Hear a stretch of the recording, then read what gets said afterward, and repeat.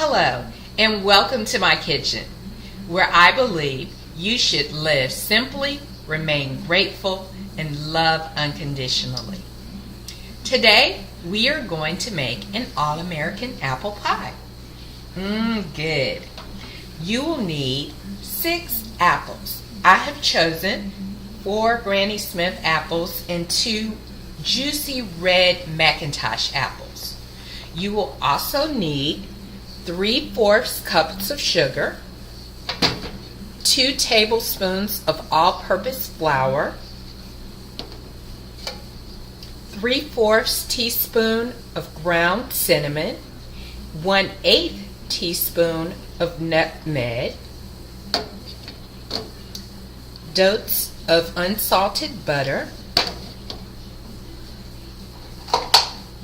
about 1 tablespoon of lemon juice, and for my pie crust today, I've chosen to use the Pillsbury #1 pie crust, already made. All I have to do is roll it out and personalize it. So let's get started. What I'm going to do is I'm going to cut, core, and peel my apples via my apple coring peeler slicer machine, and then we'll put those in the bowl, mix all of our ingredients together, and get ready to roll it out. Stay tuned. Now I'm going to use my apple peeler core slicer and cut the apples so that they are just right for our apple pie. I'm on my 2nd Granny Smith apple. I really love this contraption because it does all in one for you. And it makes even slices. Delish. Beautiful. Alright, now that we have all of our apples peeled, cored, and sliced, we're going to add 1 tablespoon of lemon juice. Beautiful.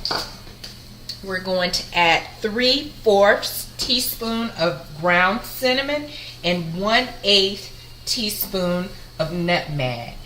And the smell is just incredible. It will be nice when they invent smell-vision. You need 2 tablespoons of flour, and I'm using Pillsbury again, all-purpose flour. Just sprinkle that in there real nice. And you need 3/4 cup of sugar and 1/4 teaspoon of salt. And I already have that mixed in here. Beautiful. Look at this. Just gorgeous. Going in there. And what you can do is you can just mix that together. So I'm going to take this. And we're just going to just marinate the apples and smooth them around in this nice mixture of greatness. And make sure that all of the apples are evenly coated with the mixture. Okay. And then we'll be right back to prepare our dough and pie crust.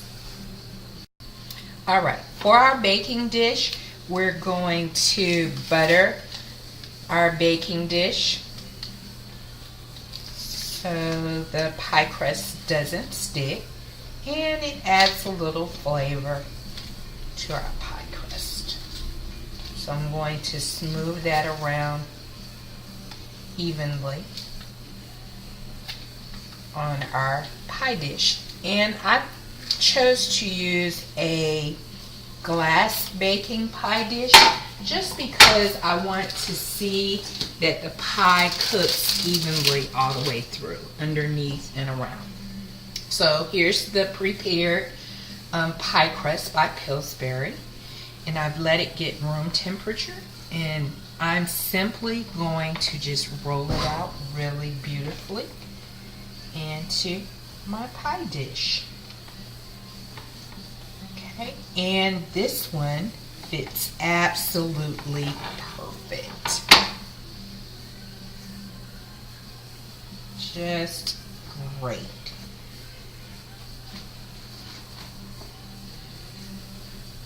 And if you have some that goes over the edge, it's okay, because we can definitely use that. But I'm going to make sure that it is secure and in place. Now I'm going to take my pie mixture. Doesn't that look gorgeous? And I'm just going to scoop it in here. Make sure that you can see. Oh, this is some goodness. I want to make sure all of these babies get it. Just scrumptious. Scrumptiously delicious. Cannot wait for this to be ready. Okay. I'm going to then dope this with some butter, and then we'll prepare to lay our top crust on.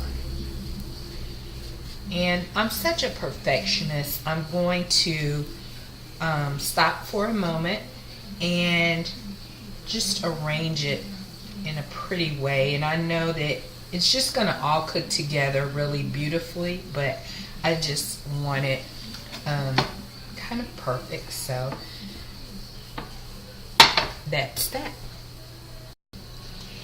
Now that your apples are situated the way you want them to be in your pie, you can dope the pie with unsalted butter, and that just adds a little bit more flavor.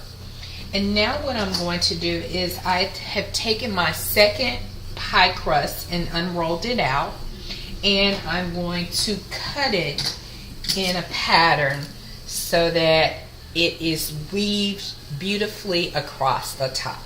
So I take my pie cutter, pastry cutter, and I just go down here evenly and cut the strips straight down the middle.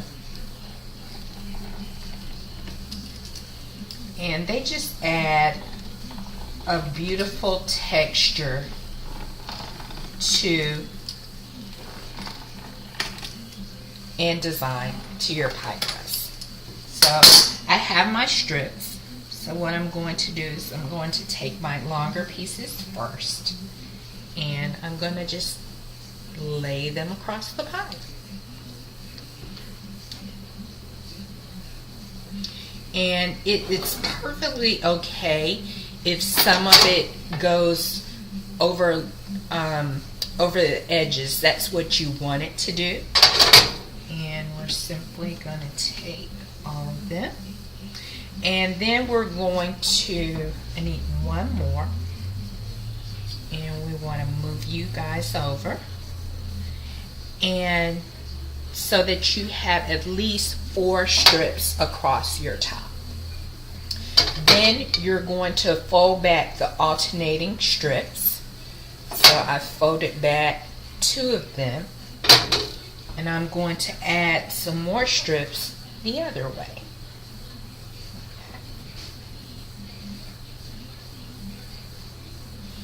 And I'll fold those back and fold the opposite ones over to do the other side.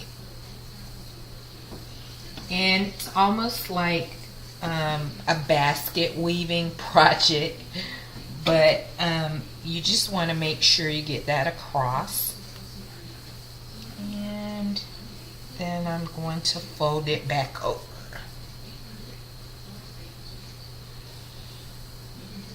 Alrighty, so now we have a beautifully designed pie, and we're just going to crimp the edges and get ready for baking. I cannot wait. One last tip that I wanted to share with you before we put our beautiful apple pie into the oven is that I'm going to brush the topping, the top crust, with a little milk just to make it beautifully brown all over. And you don't have to do it, it's your preference, but I'm going to do it. And so I have my milk here, and you can use your brush or just a spoon and dab your crust with the milk.